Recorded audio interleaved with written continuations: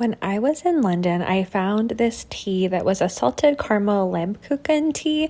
I decided to use it in a ganache, and because there were salted caramel elements, I decided to include some Caramelia milk chocolate and some brown sugar, as well as some of this tea to infuse into one of the creams to make this. If you don't have this exact tea or don't have access to buying something similar, you can use black tea, a bunch of spices, some dried apple pieces, a little bit of dried orange, all those different kinds of things to create your own version.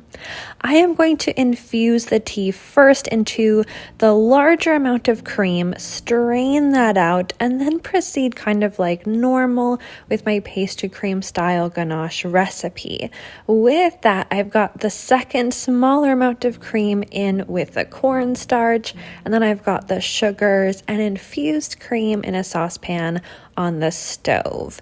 If you wanted to, I have heard that Lebkuchen is like, so it's kind of like a German gingerbread bar situation, from what I know of it, and I think that it traditionally has honey in it. I could be wrong, but if you wanted to go more towards the actual German dessert instead of the tea that I was inspired by, if you want to play around with some of those elements, absolutely have at it. Maybe add some honey, or if you're going for more of a gingerbread vibe, some molasses.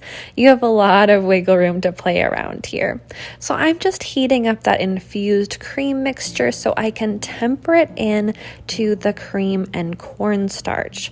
For this recipe, and with any kind of pastry cream, you need a thickening agent because the ratio of cream to other ingredients is quite high.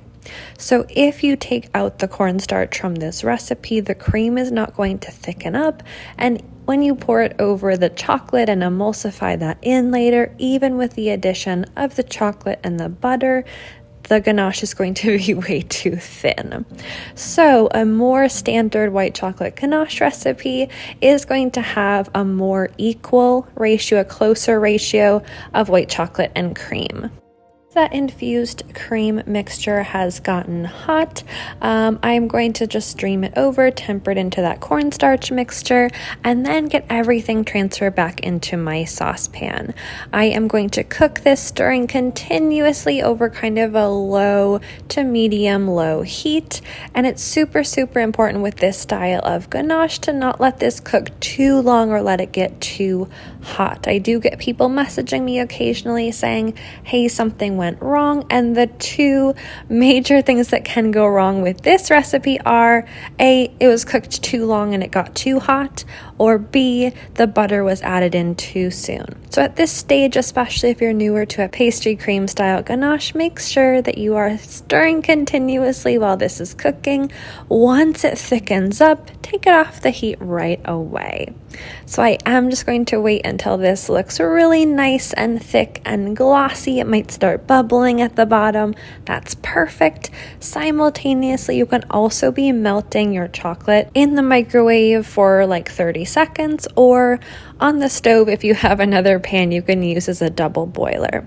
This step is not absolutely necessary, but I do think the melted chocolate or slightly melted chocolate will help everything emulsify together a little bit easier because everything will be closer to the same temperature.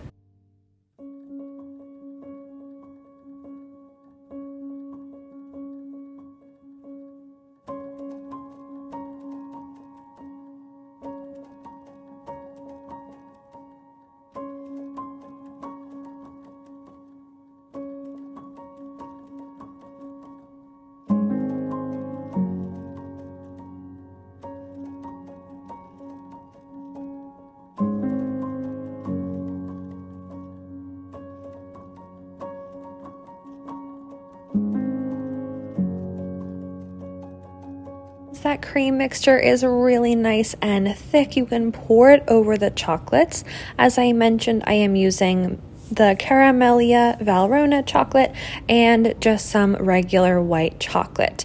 If you do not have access to the Caramelia, which I am using because the tea was called salted caramel Lebkuchen, you can just add a little bit of milk chocolate in there if you want to, or if you want to caramelize some of the sugar or increase the brown sugar to get that sort of caramely note, you absolutely can, or you can just make this with 100% white chocolate. That is totally fine.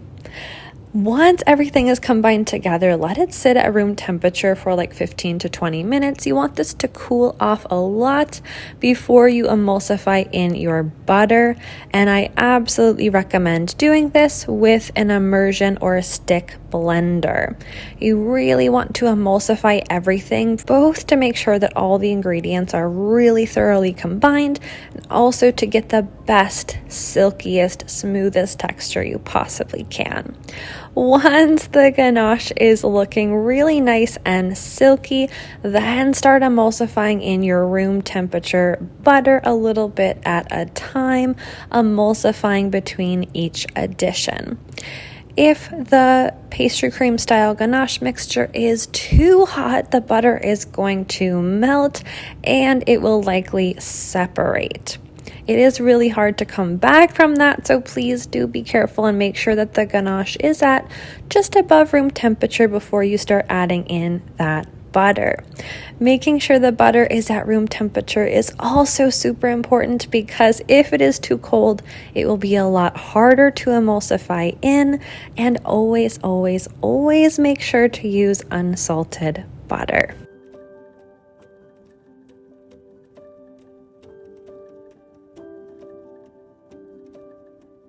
I like to pour my ganache into a sheet pan lined with plastic wrap.